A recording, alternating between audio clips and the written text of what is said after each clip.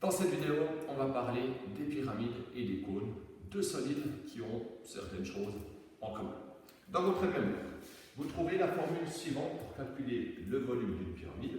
On vous dit que pour calculer le volume, il faut faire l'aire de la base fois la hauteur divisé par 3. Alors juste une petite remarque, moi pour mettre l'aire de la base, j'inscris un A majuscule pour dire l'aire, puis un petit B pour dire la base. Vous, dans votre mémoire, vous avez juste un B majuscule. La même chose pour le cône. Donc là, vous choisissez la notation que vous préférez. Soit vous notez comme moi, soit vous mettez un B majuscule. Donc c'est une formule assez simple. On a la base de la pyramide, on calcule son aire, puis on multiplie par la hauteur de la pyramide et on divise par 3. Si c'est une pyramide à base carrée comme ici, pour calculer l'aire de la base, c'est un carré, donc on ferait côté fois côté. Imaginons que ce soit une pyramide à base rectangulaire, donc je ferai base fois hauteur pour calculer l'aire de la base, puis ensuite je multiplie par la hauteur de la pyramide et je divise par 3. Si j'avais une pyramide à base triangulaire, la base serait un triangle, donc l'aire de la base, ça serait l'aire d'un triangle, fois la hauteur de la pyramide divisé par 3, etc. Alors, dans le cas ici, nous avons une pyramide à base carrée. Donc pour calculer son aire, je dois faire l'aire de la base, c'est-à-dire côté fois côté, fois la hauteur. Puis ensuite, je divise par 3. Mais regardez, si je prends un cube, pour calculer le volume d'un cube, je dois faire cette arête, que je multiplie par celle-ci, que je multiplie par celle-ci. Donc en fait, je dois faire l'aire de la base du cube, parce que je fais ce côté fois ce côté, puis après, je multiplie par la hauteur du cube. Donc c'est comme en fait si le volume d'un cube il est 3 fois plus grand que le volume de la pyramide, parce qu'ici on divise par 3. Regardez comment on peut constater ça. En fait, dans un cube, on peut mettre 3 pyramides qui ont la même hauteur et qui ont ici la même base. Je vous fais la démonstration, je peux mettre une pyramide,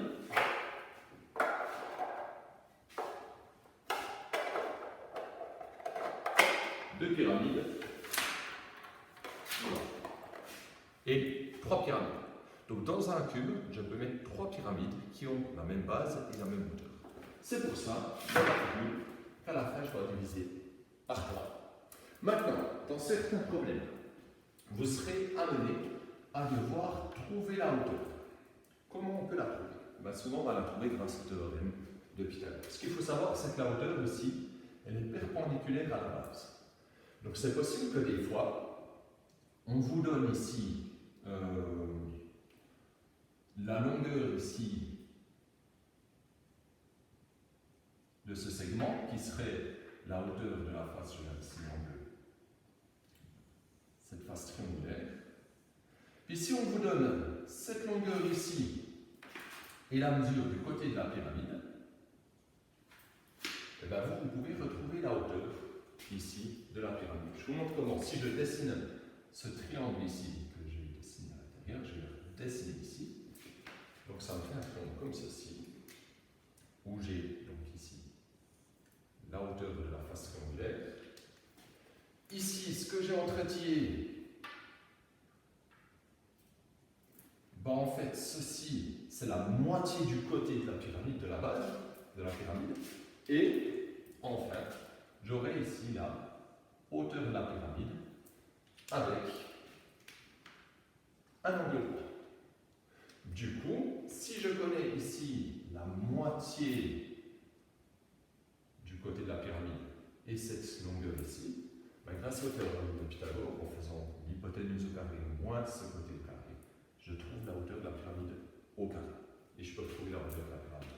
Un autre exemple, si par exemple, je vous donnais ici, maintenant l'arête ici de la pyramide, je pourrais également retrouver la hauteur si je connais ce côté ici. Parce que si je connais ce côté et ce côté de la pyramide, ici, je peux connaître, je vais le mettre en vert, la diagonale de la base, que je dessine ici en vert. Si je dessine ce triangle ici qui est en bas vu de dessus, faisons comme ça. Donc ça, par exemple, c'est la pyramide du dessus. Si je connais les côtés de la pyramide, je peux calculer ici ce que j'ai mis en vert, la diagonale de la pyramide. Grâce au théorème de Pythagore, en faisant ce côté au carré plus celui-ci au carré, le tout à la racine. Et du coup, maintenant, je peux connaître ici cette distance qui est la moitié de la diagonale. Donc je pourrais connaître cette distance ici. Et ici, entre la moitié de la diagonale de la base et la hauteur, j'ai un angle droit. Donc ce triangle ici, je peux le dessiner ici en dessous.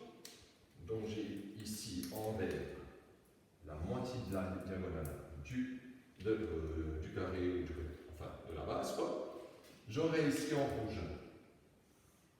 la hauteur de la pyramide et j'aurai ici en bleu, ça équivaut à ceci, l'arête de la pyramide, avec toujours un angle droit.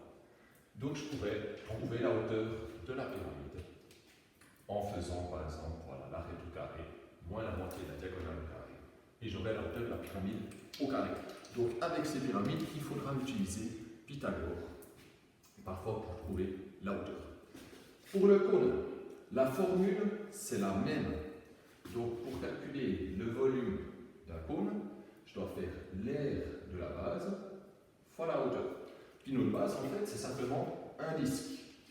Donc je pourrais dire, si ceci, c'est le rayon du disque, le volume, c'est l'aire du disque, donc pi fois r carré, fois la hauteur, divisé par 3. Et ici, pi fois r carré fois h, on reconnaît la formule pour calculer le volume d'un cylindre. Donc en fait, le volume d'un cône est 3 fois plus petit que le volume d'un cylindre, parce qu'on doit diviser le volume d'un cylindre par 3. Un peu comme la pyramide avec le cube.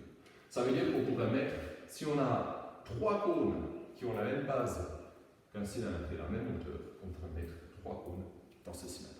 Voilà ce que ça signifie. Ici, pour le cône, ça se peut des fois qu'on vous donne, ce que je mets en bleu ici, cette mesure ici, qu'on vous donne le rayon et qu'on ne vous donne pas la hauteur du cône. Donc là, comme avant, on va devoir utiliser le théorème de Pythagore pour trouver la hauteur.